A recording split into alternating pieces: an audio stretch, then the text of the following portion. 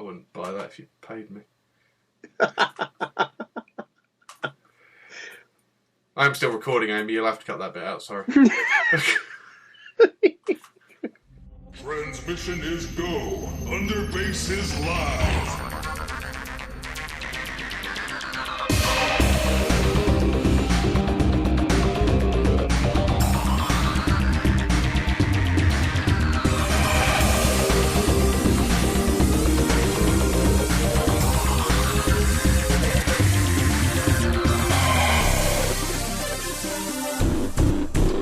Hello and welcome to the Underbase. I'm your host, King Grimlock, and I am joined as ever by Chris McFeely. What's up? Feels like it's been ages. It has been ages. It's been so long, in fact, that we've had to kill Andy. Jesus, we had to kill him and eat him to survive. Yeah, taking cues out of The Walking Dead, we thought it'd be much more sensible. Well, realistically, though, if it'd be any one of us, it'd be me or you, mate, because there's nothing of him. No, I was going to say there's not much on Andy, is there? No. I am rich in fatty meats. Is it meats or is it just fat? Well, I suppose there'd be a lot of gristle in me. I don't know. If we just sort of slow roast you for like 12 hours, it might just all seep out and Seal my juices in. yeah, just end up pulled McFeely. Bit of barbecue sauce. Anyway, Andy has unfortunately had to leave the show. He has prior engagements for the foreseeable future when we record, and we're not very flexible because we're jerks. So Andy has unfortunately left the team. If you are an Andy fan and you only listen to the show for his abject negativity, then he'll hopefully be going and joining RID. Because they're a little more flexible than we are. So if you need to go and stock up on your doomsaying, then that's where he'll be. But we've had to bring in someone else, and thankfully we've been trialling him a few times over the last year, and he said yes. Welcome back, Adam. Way back again. Back and permanently back until you get sick of it. Yep, it's like I was given a free trial of crystal meth, and I really, really enjoyed it. There you go. That's the tagline for the next issue. Free comic book day, just like crystal meth. Yep. So we're here for 34, ladies and gentlemen. 34, which is the first part of our tale on another world, where we'll be focusing closer on a few characters after the crazy events of whatever the last arc was called. Slaughterhouse. That was it. So, before we start, we have 3 covers. The regular cover features Ultra Magnus. And if my damn scrolling thing would work, there we go. On the Ultra Magnus on the cover with a smoking gun, saying, under subsection 11.3 of the Autobot Code, Appendix D, Entertainment, is an offence to feature on the cover of a publication a character who does not appear therein. In purchasing this book, you are complicit in an act of law-breaking and shall be punished accordingly. Why do I feel that's aimed at us? I don't know why. Because nearly every time we mention, it's a nice cover, but it's not what's going on in the comic book. I wouldn't buy it for that reason. Well, I appreciate the joke and everything, but yeah, this isn't my choice for a purchase either. So, yeah. The sad thing being, the subscription cover, which is very hard to get hold of, I've been told, it's not, features Megatron, young Megatron, scribing away at his hand-built desk with the shadow of his future self cast on in the background. Lovingly rendered by none other than Nick Roach, coloured by Josh Burcham. And the 30th anniversary cover, which, how do you get hold of the 30th anniversary cover, Chris, if you actually want it? You'd have to go to a store that was ordering enough copies to get it. So it is a retailer incentive. Yeah. 1 in 10? I think it's 1 in 10, yeah. And that features a mashup of the movie, the 86 movie, and Triptychon and Metropex punching each other and triple changes. Well, I mean, it's the season 3. Yes. Yeah, that's what it is. I mean, this has been a 3-part series of the same as they've been doing all year long. These 30th anniversary covers. mostly by a single artist each month, and Ken Christensen's got them covers this month, and Primacy and RID are different parts of this triptych. I had not noticed. I did Yeah. wonder. There was a Quintus on arm coming off the left, and I wondered where the rest of him was. So that Primacy explains it. is the pre-movie era, RID was the movie, and this is the post-movie era. Okay, that makes it. Anyway, so this is season 3. Adam, first official time on the show. Which cover are you gonna buy? Well, I don't think I'll have a choice. I'll have to get the Ultra Magnus one. But if I had a choice, I probably would get the Ultra Magnus one. It made me smile. Oh, I liked it. Made me laugh. But I'm easily pleased. And I like Ultra Magnus. I say you bought Citizen Stack, so you've got absolutely nothing to say about Ultra Magnus. Exactly. He's amazing. He's a piece of crap. No. They couldn't even get the recolor right. Yeah, that's true. Piss Magnus for the win. So, Chris, which one would you buy? No, I'm going for the Roach one as well. I just like the image. The Magnus one is fun and it is funny. And the Christensen one is really nice as well. But I just like the Megatron one. It's just, a comic doesn't always have to be relevant to the content to interest me. But that one was just a very nice one. Yeah, it's proof of sometimes less is more. The simplicity of the image actually creates a much more striking image than you might think from just first look at it. I'd be interested to see how it looks on a shelf, I must admit, because it's quite muted in its colours. Personally, I would be going with the Roach one as well because I'm a sucker for that sort of thing, and tells the story of what's going on in the comic book.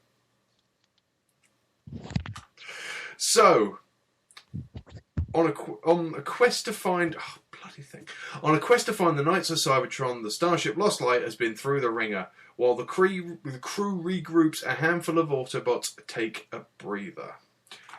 Written by James Roberts, pencils by Atilio Rojo, coloured by Joanna Lafuente, led by Tom Belong, and edited by John Barber.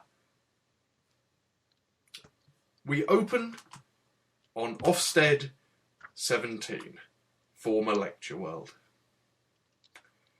Trailbreaker, Mainframe, and Bluestreak are discussing both the scenery and Megatron's book, which has had a rewrite since the trial, which basically says ignore everything I just said.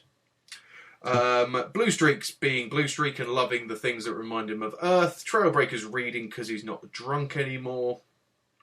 And Mainframe's getting a character at last. Yay! Yay! An Action Master with a character. Who knew it could happen? See that bit where Trailbreaker talks about the old me and everything? Yeah. And I'm like, you've been not drunk for like an afternoon. I know it's been like 5 issues or something, but like it's been an afternoon in universe. Yeah, it's true. It's the new me. I can change. It just it interests me that there's a certain interest in the fact that they read as a race. Oh well, I mean the importance of words and the nature of literature has been a huge point so far in CI season 2, and it's not going to stop. But it just hit me this issue how in this opening page we have Trailbreaker reading a book on a tablet and Bluestreak with a mobile phone. These are sentient robotic life forms. Surely they could just download the information / have a receiver built in their head. And it's we know further that humanizing of them. They do that, and we know that they do that anyway, even per Roberts, because that was one of the ways that they received the Iron Fist's data logs.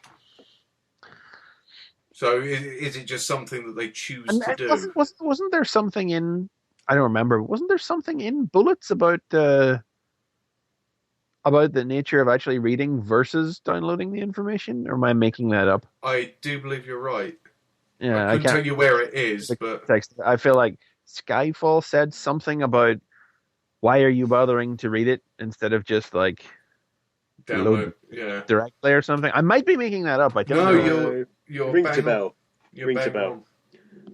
It is something along the lines of it's a different experience. Yeah. So it is. You say it is just something they choose to do. Yeah, it's interesting how it struck me after, as you say, there's been quite a lot of it, but for some reason this issue or this opening, I think it's just because it's such a beautiful image, the top image, and they mock Trailbreaker so fiercely for getting his head in a book rather than the bottom of a bottle.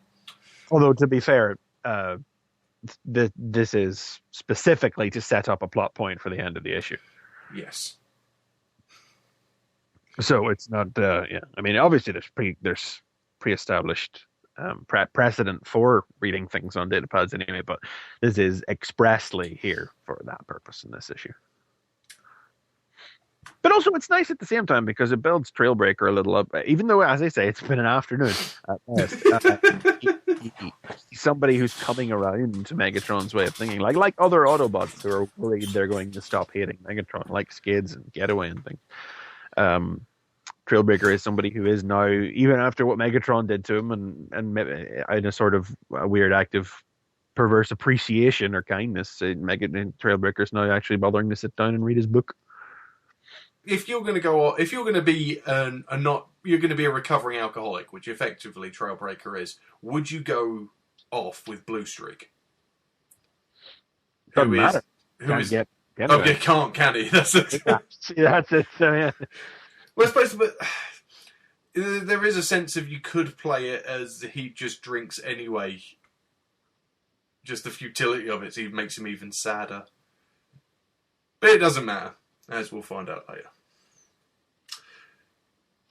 First Aid rings up. They have found a corpse. And this is what the solicits were going on about. It's not a corpse. It's a Cybertronian who's smashed up beyond recognition. They can't tell what badge is, and basically it's this team of 4 deciding what they should do. Should they help him? Is it an Autobot? Is it a Decepticon? Does it matter anymore?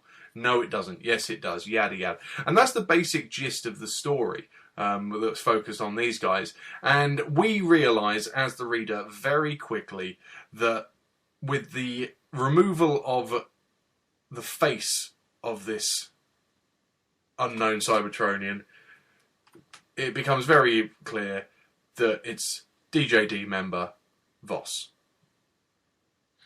Well, we don't even have to realize that there's one panel and they've got the face off, and then you just see Voss in the next thing. Yes. Although we are jumping forward a little there, but yeah. Yes. Well, I'm just gonna, because this story is, effectively the solicit was set up of this moral. Yeah. This moral story. It's an odd thing because although we haven't discussed the other half of the issue, there's no apparent correlation. No. Yeah, and I'm not saying that one won't maybe become apparent, but at the same time, like we've got this is essentially the side story or the B story or the other story, whatever you want to call it, for this issue, is essentially the prologue to Elegant Chaos, and it's not really clear if what we're seeing here in the present day story will factor into Elegant Chaos at all. I imagine it has to a degree. Oh yeah, to some extent, yeah. But at the same time, I'm sure it will. It's one of those things. I think in this issue as a singular, no, but I think it will. I mean, we discussed last issue how we thought last issue's cliffhanger would be put on pause to deal with what were mainly going to be side stories and flashback-centered plots for the next little while. But as we see when we get to the end of this issue, the worlds of the past and present may be a bit more intertwined for the purposes of storytelling than we expected. So, do you guys just want to do the 2 stories separate? Yeah, we can do that. Yeah, because this one's the much more to the point, succinct piece, whereas the other one could take a bit more explaining basically this story set in the present day is the morality tale of, does it matter if this is a Decepticon? Even when they realise it's a member of the DJD, does it matter? The Autobots should make sacrifices for anybody. And in the end, Trailbreaker is the one that is willing to give over his living energon to bring this guy back to life. Also, we find out that he's got cannons in his legs now, which is hilarious. Well, no, he had those since issue 12. Has he? Yeah, he got them put in because he got them put in by Brainstorm. Put them in for him. It was a big joke. Remember, he made fun of Fortress Maximus. Yeah. Back in issue 6, and then I think basically the next time we saw a Trailbreaker, whenever they were on that ship heading off to fight the Decepticons, and everybody was just chanting and chatting. I can't remember what character it was, and it was like, "Oh, leg guns, nice," and he was like, "Yeah, I know, check them out." But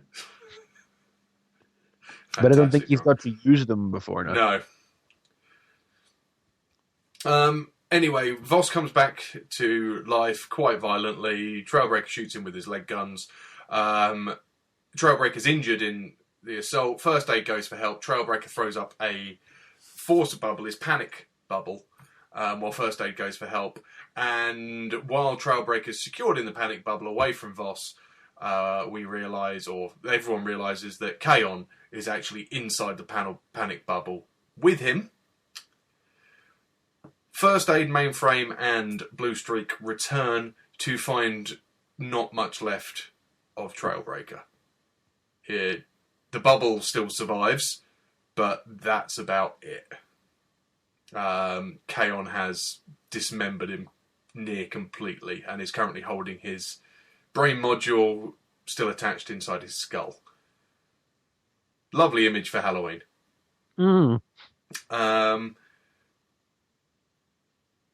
And the DJD, or Mainframe, First Aid tries to reason with them that the war is over. They say it's not over until Megatron says it's over. Hang on a minute. Blue Streak gives the data pad. Somehow, I don't know how. No, it's inside. Oh, it's inside, isn't it? Blue Streak points out that the data pad is Megatron's story. Says, look, that's there. Kaon picks it up, reads it, and then gets Helix to teleport them out. And Mainframe, Blue Streak, and First Aid are left with Trailbreaker's panic bubble and not much else there. So, I mean, it's not clear if Trailbreaker has been killed or not. No. Because obviously we know about brain modules and everything. I guess the bubble still being there is probably a indicator that he might still be alive. It seems to operate separate from his life function, though, so it's not clear. Well, obviously what's happening is Kaon is supposed to be crushing his brain module against the force field, and it gets red to it's First Aid to scream no. Okay, now guys, you're just gonna have to take a step back here, and you can shake your heads at this moment of repulsive nerdery, okay? I don't know, I'm just warning you, okay, because this is pretty bad that I didn't even have to look this up, okay? I hate myself a little bit for this one, right? Do you need a shower for it?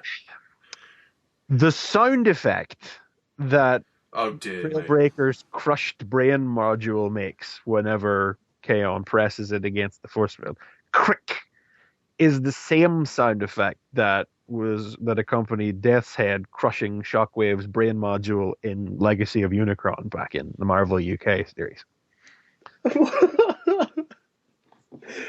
I'm impressed and horrified. I equal told measures. You, it's pretty bad. You massive nerd. Yeah, I'm not even denying it. No, you embrace it. No. Yeah, it's a good thing. So I'm not sure. Like, the art does not really convey that has been destroyed, but I'm wondering if the sound effect is supposed to be conveying that it has been destroyed. With that and First Aid's reaction, and let's be fair, why would he leave him alive? Why indeed? We have to assume he's dead. Mm. And brutally as well. Very, yeah. Oof. Spine, the whole lot. Poor Trailbreaker. Cutter. Doesn't matter. His toy's not in the shops Doesn't anymore. matter. Dead now. So as a half of the story, because effectively this is, 10 pages of the 22, Adam, Halloween's just around the corner. This violent enough for you? Yeah, I thought it was pretty cool. I like the touch of the trail cutter's energy on the inside of the bubble running down. I thought that was pretty good. Like it's literally being spraying everywhere. Suitably gross. It begs a question though: who managed to take down 2 of the DJD? That's exactly what I was thinking. You know, if they're there, well, certainly Voss is pretty beat up. They're quite. I mean, I suppose maybe the missing faceplate made them think he was worse than he was, perhaps. But well, you know, when they first come across him or find him, but they're saying he's scorched up. You know, seems pretty specific. Well, I mean, we know that like Mainframe, like the sunset looks spectacular, and Mainframe says that that's just a result of excessive warp gate activity, and we heard about that last issue. Nautica noticed that the local space had been worn down by excessive warp gate activity recently, and we find out here that that's because, well, they describe it as the Galactic Council, the Black Bloc Consortia, and a bunch of mechs fought over a derelict ship. So obviously the bunch of mechs is the DJD and the derelict ship is the duplicate Lost Light. And we know the Galactic Council. And the Black Bloc Consortia was mentioned one time before during Dark Cybertron in the same breath as the Council. So that's somewhat kind of other non-Cybertronian organization. And basically the DJD tore up the Lost Light and then got set upon by the forces of these 2 organizations. They probably took a few of them, yeah. Yeah.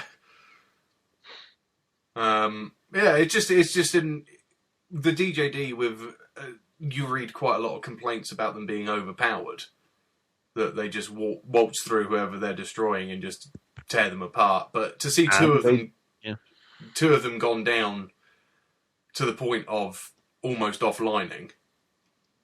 Well, and it's even later, you know, in the issue. I think it's is it Blue Streak or Mainframe who fires at Voss. You know, doesn't kill him, but you know, 2 shots and he's down enough for a conversation. Yeah, in fact, he's only just getting to his feet, isn't he? Yeah. Voss and Kaon in particular, it seems like it would make sense that they would be the 2 guys that that would go down first, because they're the spindly guys. They're like, he's a rifle, so he needs someone else to wield him, and he's an electric chair. I think he does have treads in his chair mode, but like, you know, compared to the other 3 monsters that are on the team, if any 2 were going to wind up down, it would be these 2. This is the first time as well I've noticed that Kaon doesn't have eyes.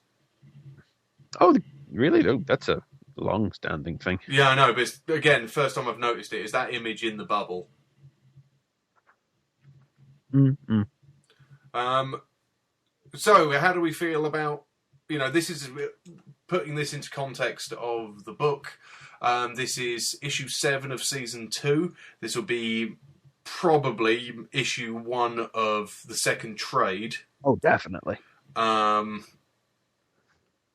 You put it into that context, we've just had everyone survive and people come back to life, in fact, from what was supposed to be the big brutal slaughter of everyone. And the next issue we have somebody who actually had a spotlight, who got a lot of attention in season 1, brutally murdered. Chris, how do you feel about getting rid of Trail Cutter? I'm a little sad to see Trail Cutter go. He just seemed like he was about. I mean, season 2, it really seemed like he was about to step up and join the A rank, the new circle of characters. Wrong-footed. Oops, dead. Adam, you even remotely fussed? No, I mean it's sad, and you know, I suppose it was unexpected. You know, you kind of you can see the issue going wrong from the get-go. You know, as soon as they find this mysterious body, and you know, obviously we get to this point. I didn't expect him to get it in the neck, but at the same time, he's no pipes. Put it that way. Yeah. He's not even an Outback. God damn it. Oh, poor Outback doesn't even get an on-screen death. He's coming back. I've got it on good authority. I don't, but I'm going to keep pretending I do till they write him back in. I imagine Bumblebee will pick him up somehow in his, Bumblewave form. Will just be a bit of Outback in there. While he's traveling backwards in time to become Goldbug. Oh, yes, that needs to happen. Oh, so painful. No, it's so good. Anything you guys want to add about this part of the story then before we move on? It is fairly self-explanatory. Well, as I say, I'm just not sure. I'm not sure how we pick up from here for the present. If there is even going to be a present day portion of Elegant Chaos, one would assume there is, because that's how Elegant Chaos is supposed to be the third part of like a trilogy with Chaos Theory and Shadowplay, and both those stories operated by having a present day component. But again, as we'll see when we get to the end of the story here, the last big inciting thing that we saw at the end in the present day on the ship has bled directly into what's going to be going on in the past. So I don't know if a present day component is necessary to Elegant Chaos. Yeah. Well, there is mention that Rodimus is off somewhere. Okay, in this issue? Yeah, right at the start. Well, this is after they've... When we find out here that, like, we find out finally what happened to the other new arrivals whenever the shuttle started disappearing and everything, and that's that, yes, they did just go floating in space. Yeah. So this is after that. They just haven't heard back from Rodimus yet that the ship is back and everything. And that could be because everybody is unconscious offline after Brainstorm opened the briefcase. Yeah, we don't actually know what's going on the ship at all, do we? Yeah. We don't exactly know when this falls in. This could just be whenever everybody's still on their way back or whatever, Don't know exactly where this falls in relation to the last couple of pages of the last issue. So does Kaon not have eyes? No, he has shadows. Yeah. Well, because I was going to say, because that bit where Blue Streak's pointing at the data pad and telling him to look at it, is that Blue Streak being a dick? Just a little bit. Well, let's pick it up. So yeah, and he is talking directly to First Aid. I don't know if it's one of those where he has eyes and he just doesn't have any light in them. It could be something along those lines. I'd like to think he's a little bit like Ron Burgundy in Anchorman 2. I'm blind! The weirdest part of any sequel. Randomly 20 minutes of him raising a great white shark while blind. Bizarre. So the main part of the story, I guess you would say, the bread and butter, the meat of it, that which is going to lead us into Elegant Chaos. Elegant Chaos. That's what it's called. Is set on Mesotine long time ago, and this is where Megatron was mining. Yes. For a considerable amount of time. Exiled here after the events of Chaos Theory. Yes. And we are introduced to a number of new psychological psychotherapists, psychopathologists. Yeah, thank you. Called Freud, which is obviously a nice touch. Freud has been mentioned before. Yes. Yes. In, one of the prose stories, and I think Rung mentioned him in a couple issues back when he was talking about having that chat with Megatron. And Freud is there to analyze, or basically to check over a file. We should just say that's F-R-O-I-D, by the way. Like droid, because he's a robot. You get it? I'm interested to see what he transforms into. 'Cause Yeah. he's very Soundwave-esque, Prime Soundwave-esque in his dimensions. It's quite lanky. Mm. I was going to say probably the same thing is wrong because, but Yeah. but they're not. That's yeah. But I don't know what do you turn into that the functionists label you a psychopathologist? Something probably quite calming. Sort of I think turns into an executive desk toy or something. Needs more balls. Yeah. Yeah, just I thought his design was very interesting. Actually, it was quite different from everything else that we've seen recently. So Freud's there to assess Megatron's mental state, and he actually just basically signs it off and brings in Trepan or Trepan. Dun, dun, dun. We all remember him. Chris. Yes, we do. We do. Yes, we do. Tell the people. Trepan was one of the neurosurgeons who worked at the institute that we met during Shadowplay. There is So links. alarm bells are immediately rung Yes. when you see that. It's like, he doesn't really look at the document. He's like, oh yes, this man is terribly ill. We must operate immediately. And out comes Trepan, and you're like, oh, that's why you're here. Okay. Yeah. The It's first been image established at this point that the Senate couldn't kill Megatron because that would just martyr him. I mean, okay, well, let's just stop for a second. I don't know if we've really discussed this on the show or not, but the Decepticons are communist Russians. Like that's not. I'm not joking. Like that's No. what this is. That's what Roberts has always been evoking with this, and this is Megatron as Stalin exiled to Siberia. Like that's what this is. I mean, they've used the Russian. I mean, there's another. They've used the word samizdat to describe Megatron's writings in past issues, and that's a Russian loan word that specifically refers to, like, what's the word I want?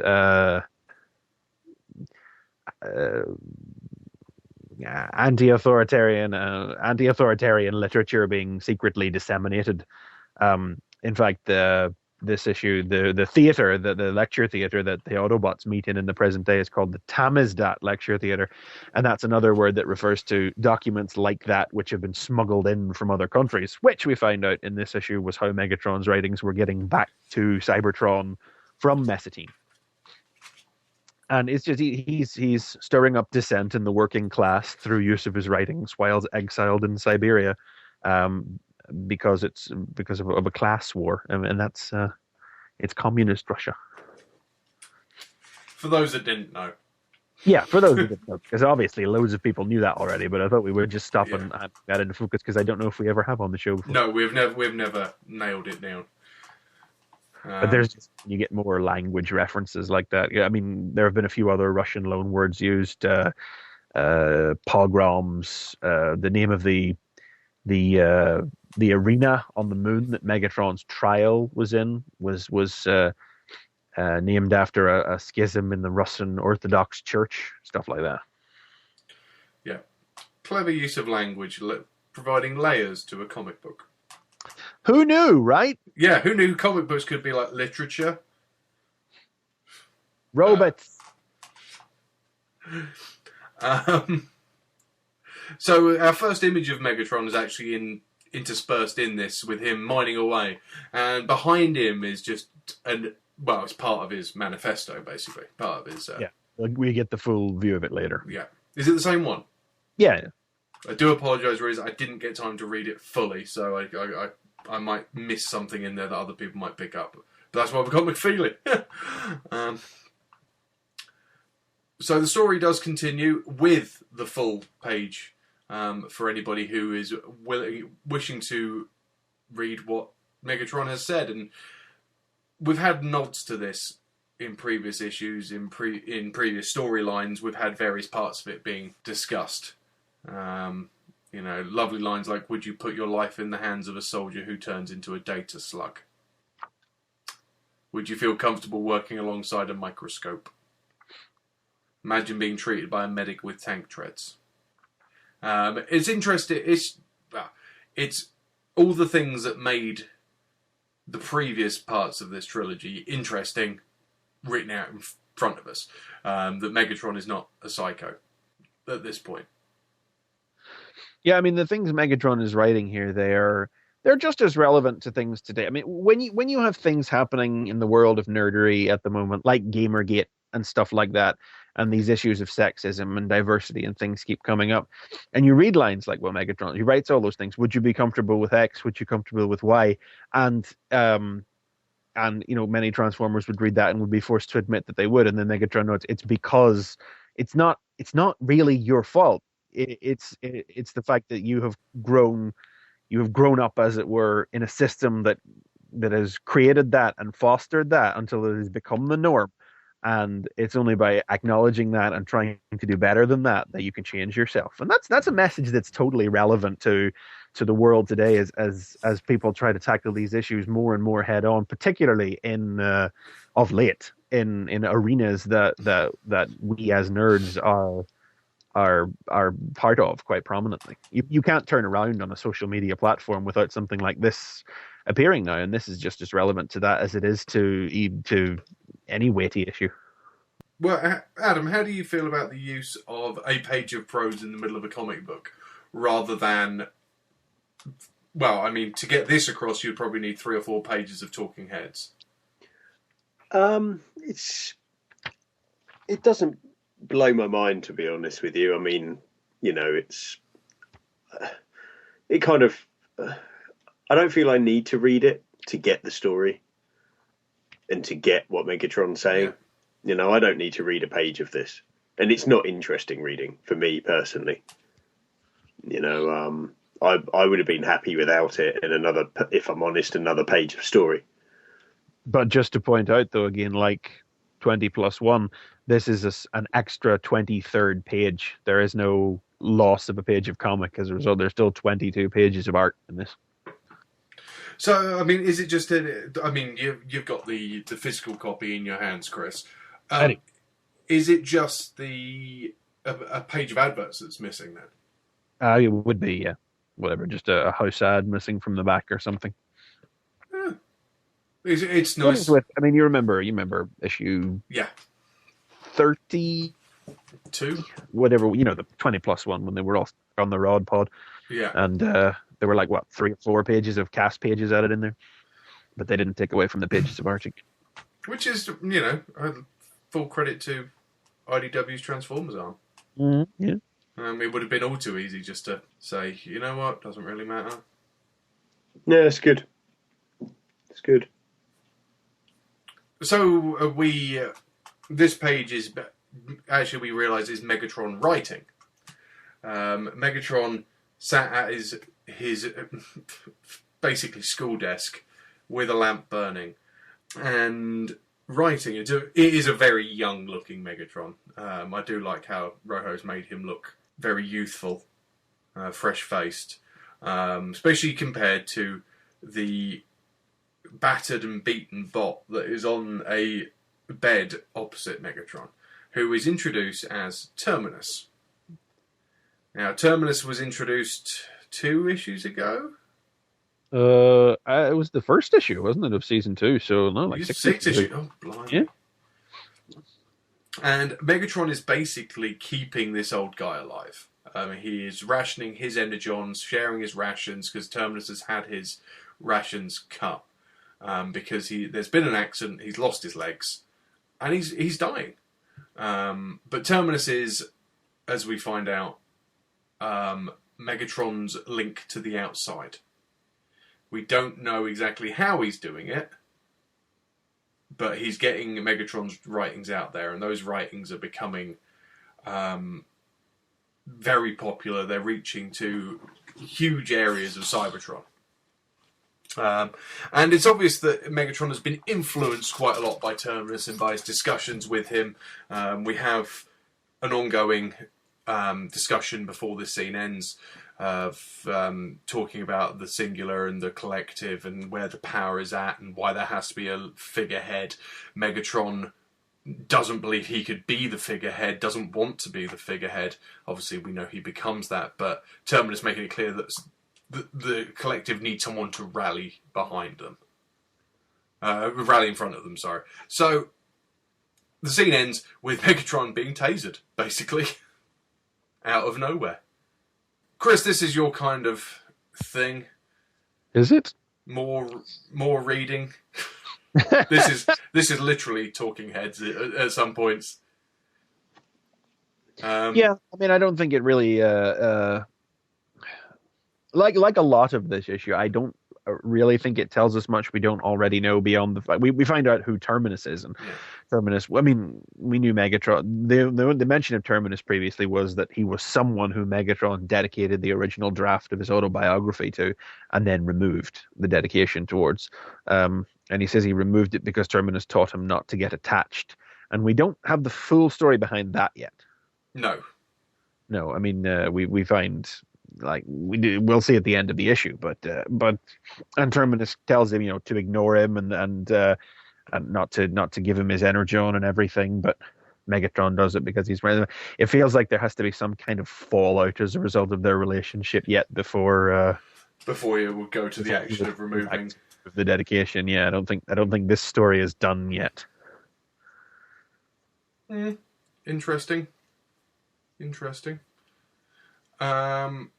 Adam, you've had a page of prose, 3 pages of talking heads, followed by a good tasering. Is this why Chris is the guy here to go through all the intelligent talking, and you come to me for the tasering reaction? It's basically, sorry, you've got to pick up the Andy thing. It depends. Over the next few months, I'll work out how negative you're going to be, and then pitch my views towards that as well. I like the tasering. Just say, yeah. It's all right. No, it was good. Do you know the only thing that kind of caught me off guard is that are these two in their little quarters or wherever they are, where he's supposed to be secretly writing this stuff down, they don't hear someone come in with a taser? Yeah, where's it come from? They're so engrossed in their conversation. And it's in his front as well. It is actually, but I would assume that means because they just pushed the door open and tasered him immediately. There was probably no stealth about it. Yeah. Also, another thing that really, really bugged me, and I couldn't help but see, and now I can't unsee it, is where Megatron's tank treads when he's writing in the first panel of this sort of little bit, and then they suddenly appear. Oh yeah, good point. And it's really bugging me now. I thought you were going to say the flipper hands.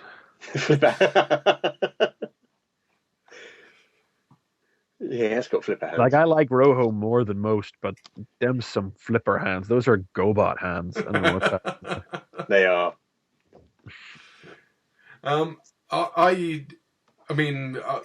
Yeah, you like Rojo more than most, but I actually like the fact that Terminus has got quite a lot of Movieverse Sentinel Prime about his face. Well, Rojo does good faces. And somehow Megatron actually, in the panel above the very Sentinel Prime one, he's made Megatron look like Starscream. The sort of shocked the youthfulness. Round I think. Yeah. Yeah, and then giant flipper hands. It's like I don't need, and indeed I actively reject sometimes the crazily overdrawn robot hands that comics bring us these days. Alex's robot hands still kind of drive me nuts with all their screw knuckles and things. I don't need a big but that's the weird thing is like Rojo does just perfectly ordinary robot hands most of the time, but whenever it has to be a splayed palm, we've seen it before, it turns into this GoBot flipper. Yeah, big flat Jack Kirby fingers. Yeah, the whole perspective of that shot's kind of a bit awkward anyway. I know he's supposed to be convulsing, but he was sat on a stool just before that. So anyway, I think he's been flung backwards off it. Well, no, there's a wall again behind him. So who knows? Not really, though. Huh? Oh, sorry. I thought you meant in that panel. Well, yeah, he's there's no background in the final thing, so it's a little abstract, I think, but on purpose. So Megatron comes to. And Megatron has fingers in his brain.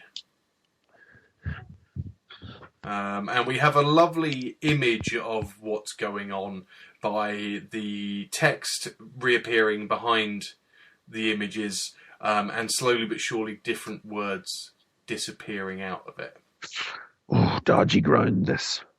Why do you say that? Just to give it full context, is that he awakes on Trepan's operating table and Trepan gets the fingers into the brain.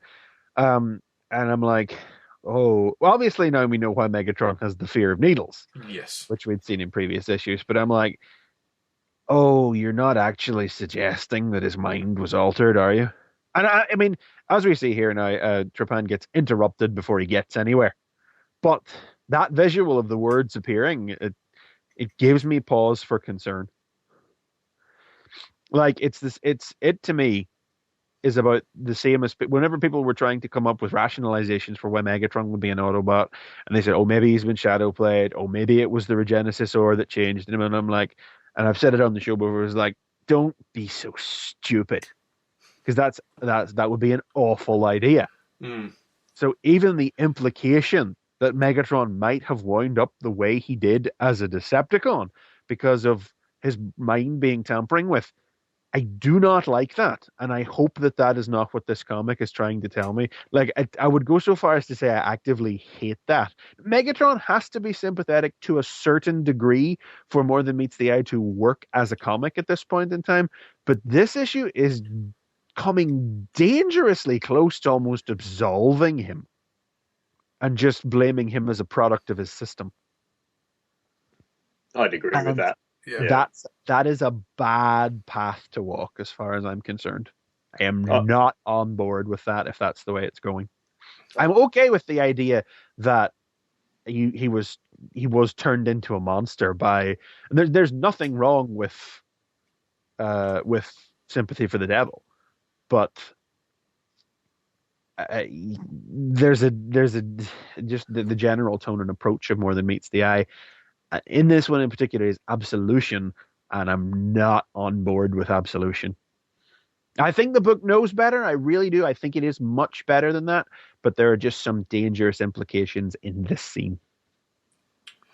It would then, going back to what you're saying about people suggesting the Regenesis or thing, Yes. it would then, but then you could say that is then what turned him back to the Megatron prior to having his brain tampered with. Yeah, but I don't want that. No, I know what you mean. Tampering. You don't want to remove the greatest evil from the Transformers universe and basically say it was because someone did something to his head. Yeah. It's not because of actions that have happened against him. It's because someone's gone twiddle. It's with most Megatron took up arms to be because he had his brain tampered with. Yeah. I mean, with most villains, there's an inherent danger that you give them too many. Oh, this is why they're like the way they are. This is why Shockwave is like Shockwave, and this is why and it's just, it doesn't have to be like that, and it just you end up over explaining everything with a lot of modern sort of villains in comics or in literature and fiction, and I think this is kind of just like Chris has said. It's just going if it is doing what it would appear to be doing, it could be going just too far. That there's this worst evil than Megatron that made him the way he is, and it's just not something. I agree with Chris. I don't want to read that. Yeah, I mean, it's like I'm not saying it just because I watched the entire Chris Nolan Batman trilogy over the weekend, but they say you either live long enough to see yourself, you either die a hero or live long enough to see yourself become the villain, and that is what happened to Megatron. I mean, no one is the villain of their own story, as they say, and the fact that Megatron started out with great intent, but was ultimately perverted by the forces that he tried to fight. That's all good stuff, and there's nothing wrong with that. But cool motive, still murder. He still is what he is, and trying to. I mean, like Adam says with Shockwave, they got away with Shockwave. I think largely because Barber went in and mapped on a lot of extra detail that showed Shockwave was already dodgy as shit before what happened to him, and the loss of his morals was just the gateway to fulfilling what he had always striven towards. That worked, but it's dodgy, and as I say, like, for more than meets the eye to be functional as a story, the audience has to have a certain level of sympathy for Megatron. So this sympathetic background that has been established and is being further fleshed out here is necessary up to a point. But the idea that he became who he is as a result of external modification rather than personal choice, after all the ranting he's done about how his mind is his own and it's the only thing he has left and everything, it would be a colossal misstep. And I think the book is better than that, but it's just I mean, and obviously, like I was reading it and I was going, "Oh, you're not. Oh no, seriously, you're not." And then the call comes in and Trepan gets interrupted, and my reaction is like, "Oh, okay, right.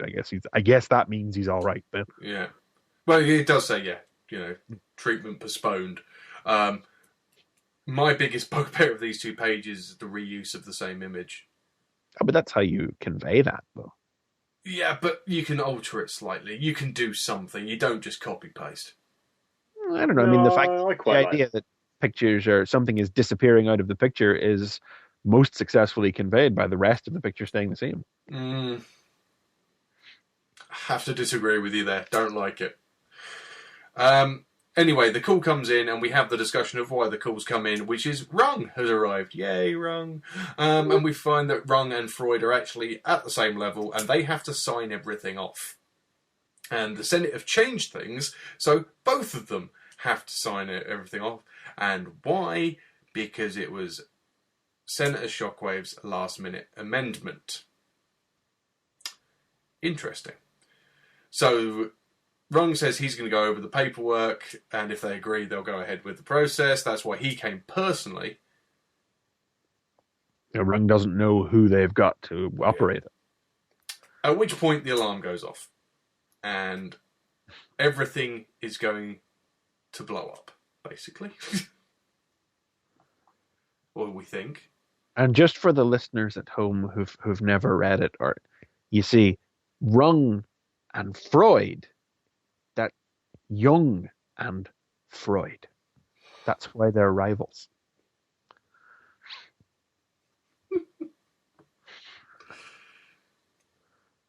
I know we may be spelling out obvious things that people know already, but I bet there's some listeners who don't know this, who just don't read the wiki or listen to every interview or whatever. But by the same token, those people that don't already know it probably don't know what you're talking about anyway.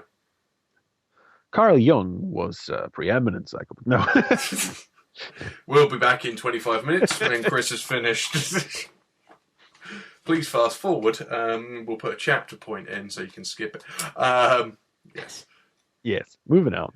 Just about everything that happens in More Than Meets the Eye has some ration that's happened in the history of our planet. Let's just leave it with that. You can find it out yourself. Learn something. Who knew? Comics, right? It's literature and a history lesson. I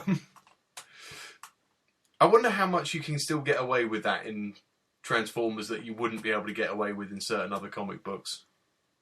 Quite a lot of other comic books. I'd be interested if something like Spider-Man tried to do those sort of things. Well, I think the thing with that is,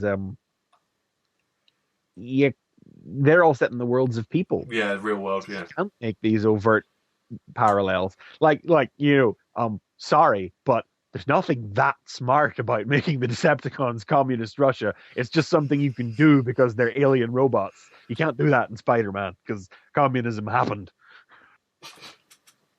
Well, depends which universe, I guess. It might not have.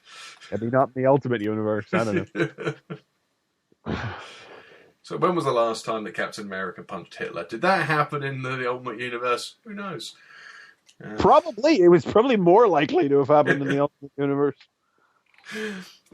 So the alarm's gone off. Megatron is running it against the tide to get back to Terminus. And a guard blocks his way who looks a bit like Fort Max. He looks like he wants to be somebody, doesn't he? But yeah. Anyway, they get into the room. Terminus isn't there. Megatron picks up all the data pads. And I'm kind of lost on this last image. Is it they've all been changed to say I'm sorry? No, that's just what's running through his head. Like Yeah. the other image at the very start conveys that while he's sitting drilling, all that's running through his head is the words he's going to put down on paper whenever he stops drilling. All that's running through his head now as he escapes is that he's sorry because he couldn't save his friend. But as I say, that doesn't feel like the end of the Terminus story to me. I feel like something more is to come there. That Elegant Chaos will probably be about exploring. Yes. And that is the point where this story ends, with the evacuation of Messetin. But we have one last page. Present day. Yes. Well, it's not present day. Is it not? No, because the launch countdown is still going over the top of it. You think? Yes, I do think. Yes, in the past. Yeah. Ah. Well, tell the kids at home what happens. Well, the launch countdown is still going on. There's a Vashoom, a bright blue flash, and Brainstorm appears with his briefcase. Where to start? And we have our title, Births, Deaths, and Interventions. No, I mean, all they know is that there's been a huge power surge in the mines, and Rung just assumes it's the nucleus. Yeah. But all implications would seem to be that it's just the building Vishum before Brainstorm materializes, because I think this pretty much must confirm at this stage that briefcase has something to do with some kind of chronal aspect to it. There's got to be some time travel involved. Well, we had, when they opened the briefcase, we had that messed up page, didn't we? It's all timey-wimey. Yeah. And here the implication is that it has teleported Brainstorm back into Messetin millions of years ago. This is what I meant by the idea that we might not have a present-day component to Elegant Chaos, because the big dangler from the present-day part of the story that we last touched upon has gone and upped it and dumped itself into the past. So could that mean that so what did he do when he opened the briefcase in The Lost Light? Yeah, I mean, everyone's passed out, so we still don't know, but... Or did he change time? I don't know. I mean, I figured this probably goes directly from that to here. Yeah. So, who can say? I really can't even begin to think on this one. No, Matt, I didn't even get that. Don't spoil it this time. I could come up with crazy don't theories. Do it for everybody if you figure it out this time. Okay, well, thank you for explaining that to me, because I just did not get that was time travel. Well, I mean, maybe it's not, but I think that's what I got from it too. Yeah, with the mines and it flows straight on from the previous panels. So they've abandoned the mine, which is interesting because up until now, I think everyone has just assumed that the mine Megatron was in Megatron Origin was this mine on Messetin that we first heard about back in Shadowplay. But now it looks like it actually wasn't all along. At what point is Megatron Origin going to fit in? Well, Megatron Origin is to come yet. Yeah. Megatron Origin is logically the end point of all of this. Yeah. One would presume that Elegant Chaos will take us through from now to the start of Megatron Origin. Will it, or will it take us through? No, I'm confused. Why? Because it'd take us through to the start of Autocracy, wouldn't it? No, Megatron Origin comes before Autocracy. Yeah, it is, yes. So it is. Yeah, Megatron Origin was the earliest known point before we started getting the Shadow theories and the Chaos play, them two. Those books. Yeah. Okay. I'm starting to get my head around it now. So, our past story. We've discussed it in quite depth how much we wouldn't really like our Megatron to be tampered with. We have an explanation as to why Megatron doesn't want his brain tampered with. And we have the cliffhanger of Terminus. And we have, this interesting turn of events where evil Brainstorm has arrived in what we assume to be the past. So, we won't speculate, because Chris will get upset with me if I ruin anything by getting it right, just by fluke. So, gents, is there anything you want to add about that part of the story? Nothing to add specifically. No, Oh, I think okay. it speaks for itself. It is a fairly straight down the line, even though I totally missed a couple of points there. Thank you very much for picking them up. Shall we talk about the artwork? Yes. Now, Chris, you are, as you say, more of a fan of Rojo than most. But I'm going to start with Adam, because Adam, this is I think the first time you reviewed a Rojo book. What is your view on Attilio's work? I quite like his style, to be honest with you. There's a few things I, had specific problems with, like pointed out with like Megatron's tank treads disappearing. I had to sort of look at the image of Trail Cutter's legs firing twice to work out what it was. So I think there's probably a couple of like action scene sort of panel pacing problems, but on the whole, I do like his style. Some of the pages and the splashes are real great. Like with Kaon with Trail Cutter's brain module is like a brilliant page. So there's some really good stuff there. I'd like to see him sort of continue to do some work, to be honest with you, because I get the impression it would probably just get better and better. Chris? Well, like Adam says, I think that he's grown better and better just with each passing turn he has on the book. This is definitely the best work he's turned in so far. I think the most prominent problem with his work is still in evidence here, which is that everyone is very slender. Just like the presence of parts that should be vehicle mode bits and should just be bigger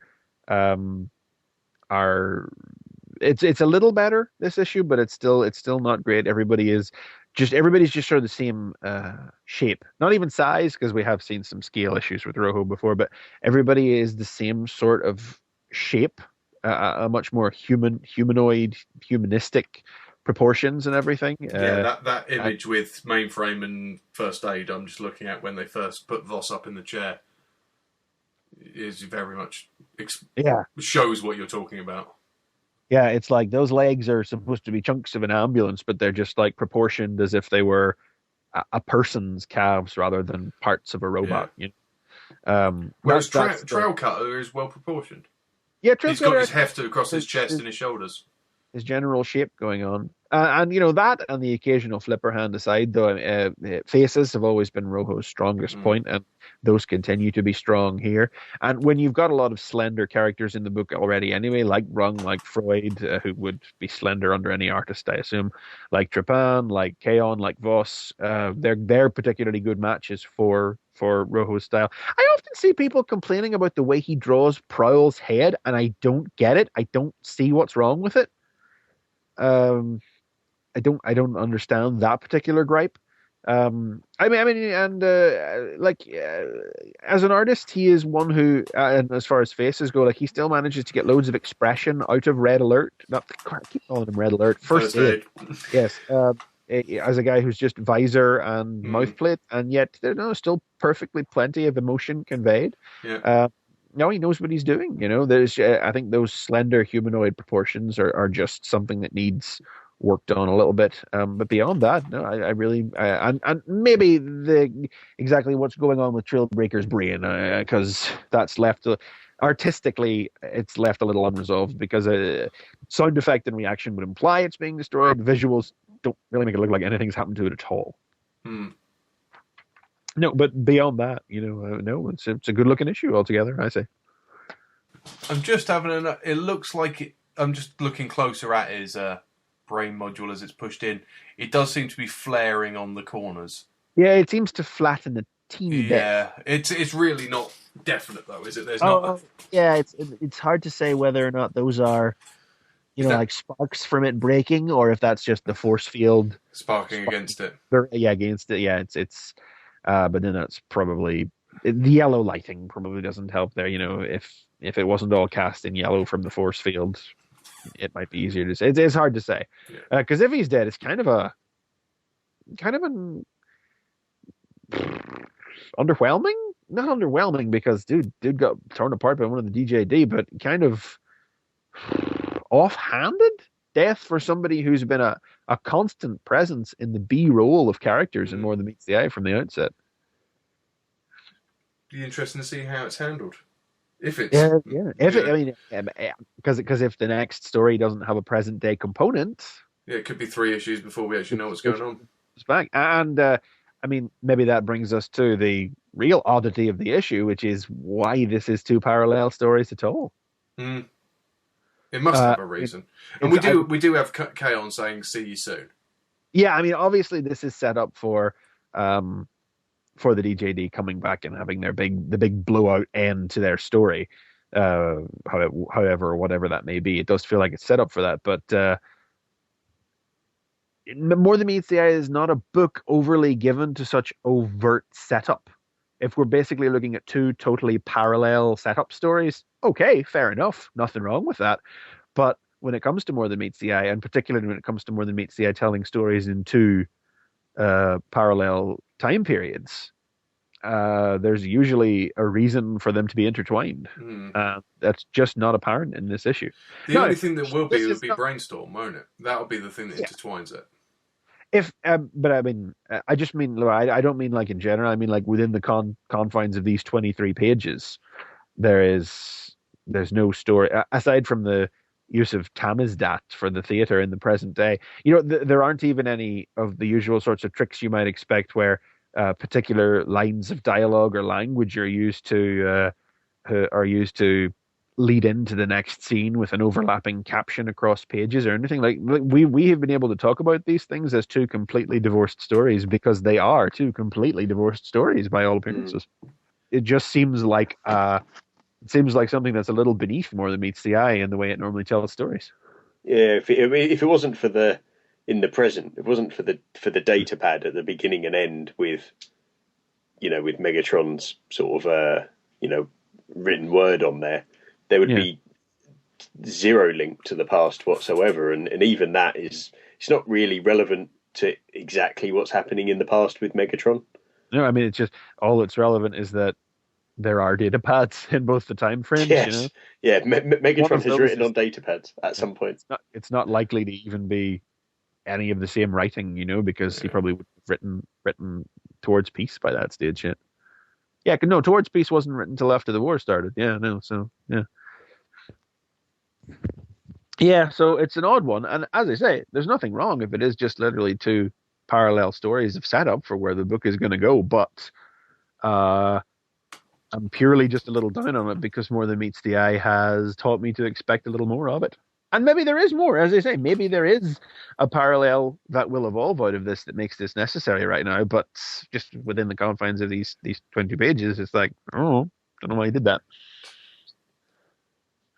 Right, last point before we give our final thoughts and our scores. Joanna's colours. Chris. Lovely as always. That'll do. Adam. Yeah, I really like it. There's a few nice touches, like on Trail Cutter's Force Bubble. It's almost sort of pixelated and hazy on the colour, which is really nice. So yeah, great job. Yeah, I have to echo it because girl can colour, girl can do lighting.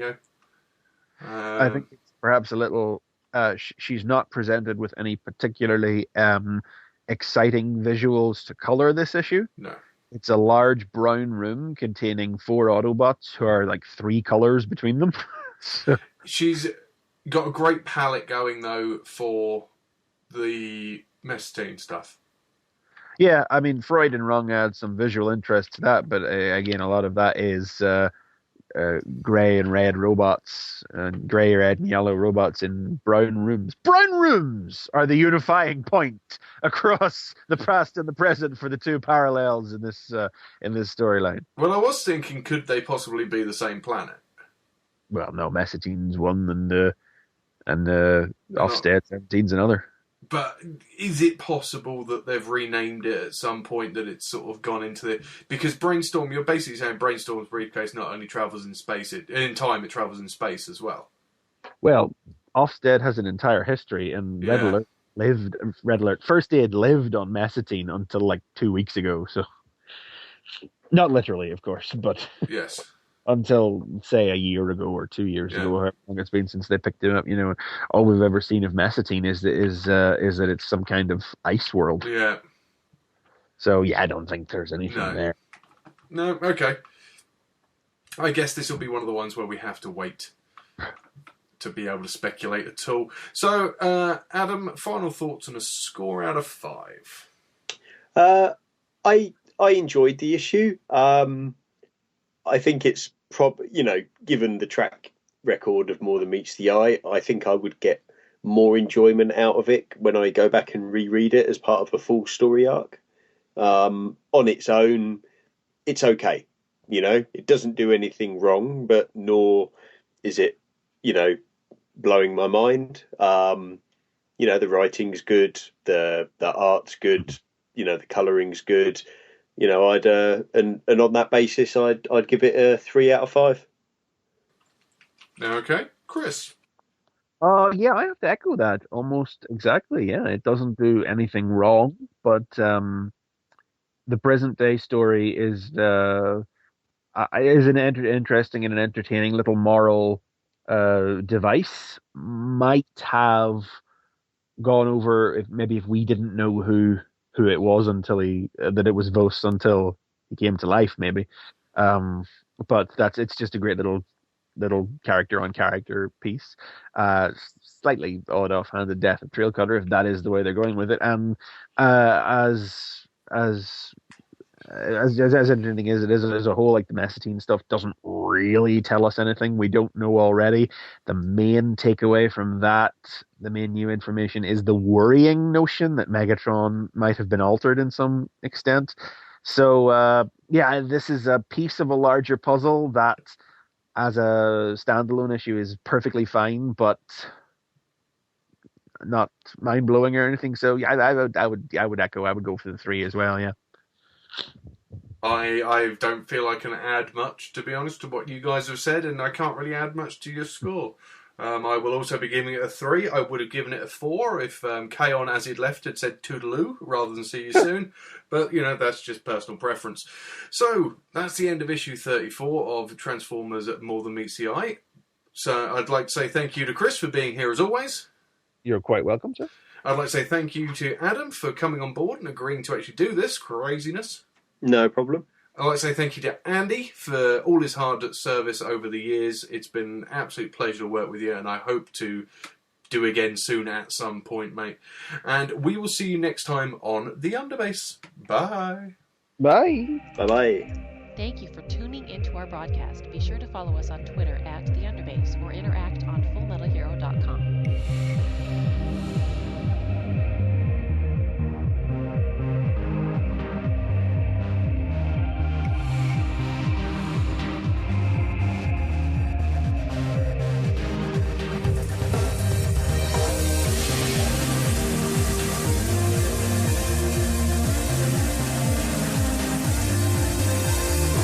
Underbase complete.